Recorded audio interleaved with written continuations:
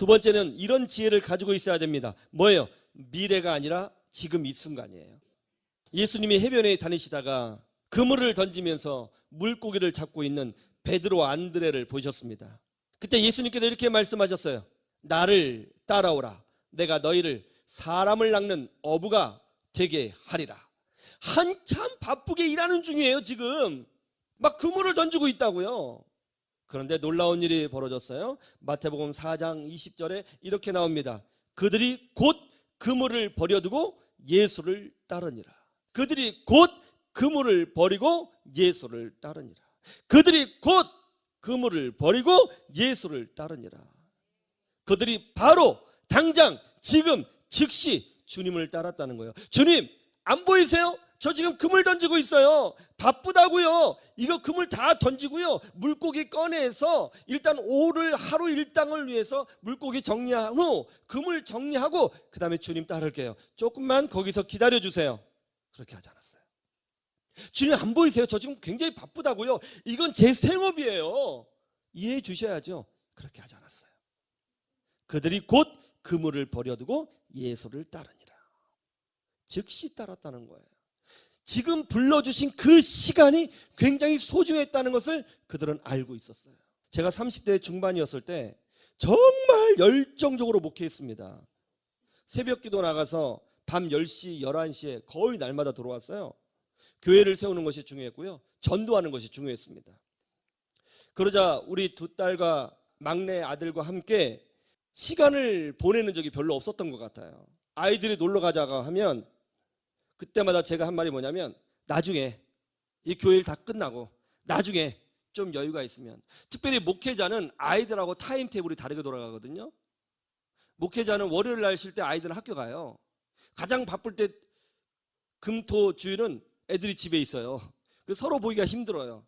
어쩌다가 빨간 날을 만나면 그때 함께 할 수 있는 시간인데 그때 이상하게 또 교회 행사가 많아요. 그래서 나중에 그랬거든요. 애들은요 어릴 때가 제일 이쁘고요. 어릴 때만 부모와 함께 가요. 나중에 보니까 어렸었던 그 우리 딸이 없어졌어요. 그렇게 어렸던 우리 아들이 없어졌더라고요. 그때 함께 했었어야 했던 거예요. 그때만 누릴 수 있는 어떤 기쁨이 따로 있는 거예요. 나중에 어디 있어요? 애는 크는데 나중에 어디 있어요?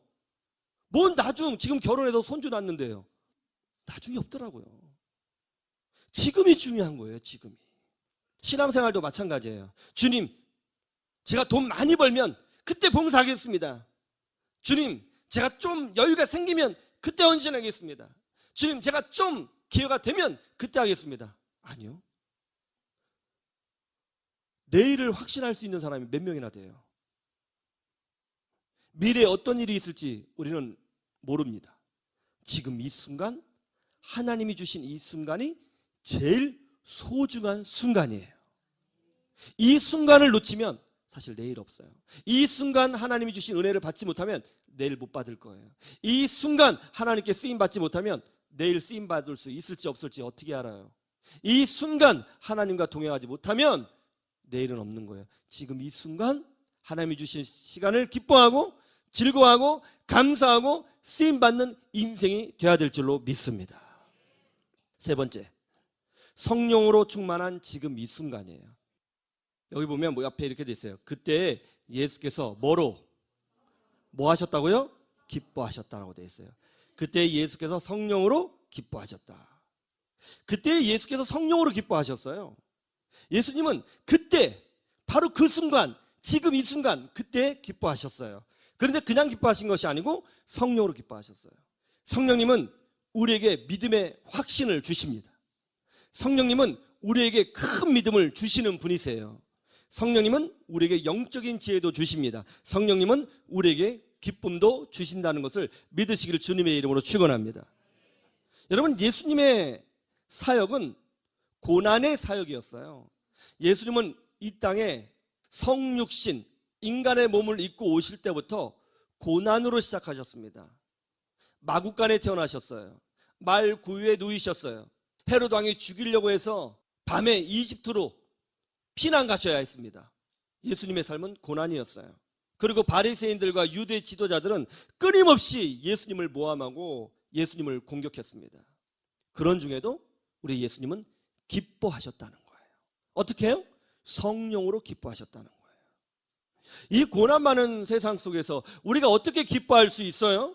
그것은 바로 우리 믿는 사람들은 성령의 힘으로 된다는 거예요. 그러므로 우리는 늘 성령 충만을 사모해야 되는 줄로 믿습니다. 여러분 영혼에 은혜를 채워 넣으셔야 하는 거예요. 은혜를. 여러분 영혼에 뜨거움을 채워 넣으셔야 하는 거예요.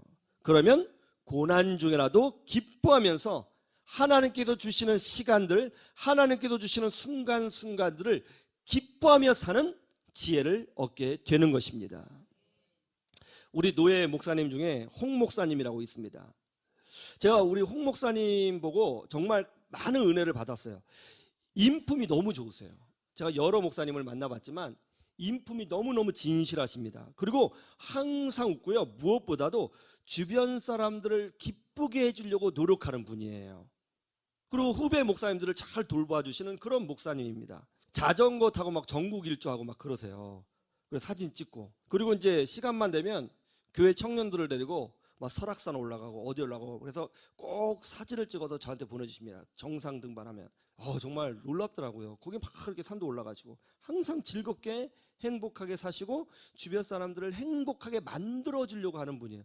무슨 말을 해도 긍정적이에요. 저는 이렇게 긍정적인 분 처음 봤어요. 긍정적이에요.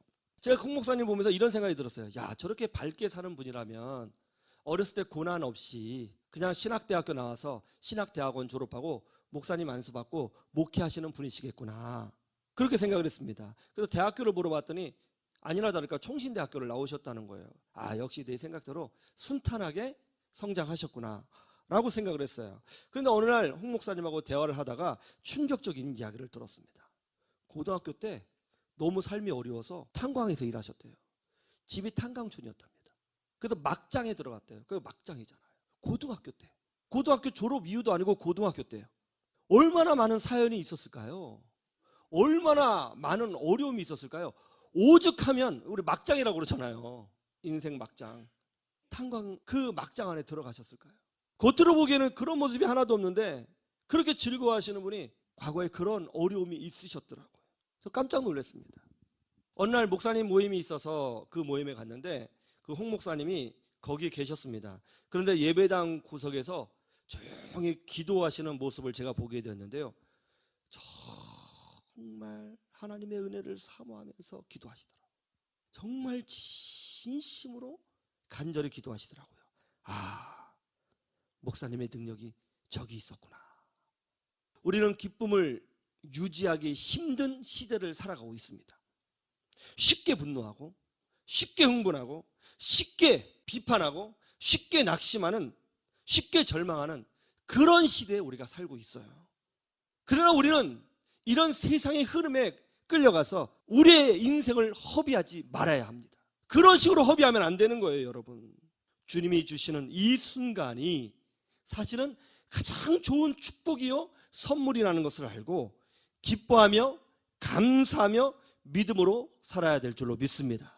이를 위해서 여러분, 과거에 너무 집착하지 마시고 미래를 약속하지 마시고 지금 이 순간 성령 충만 받으면서 하나님과 기뻐하며 인생길을 걸어가십시오.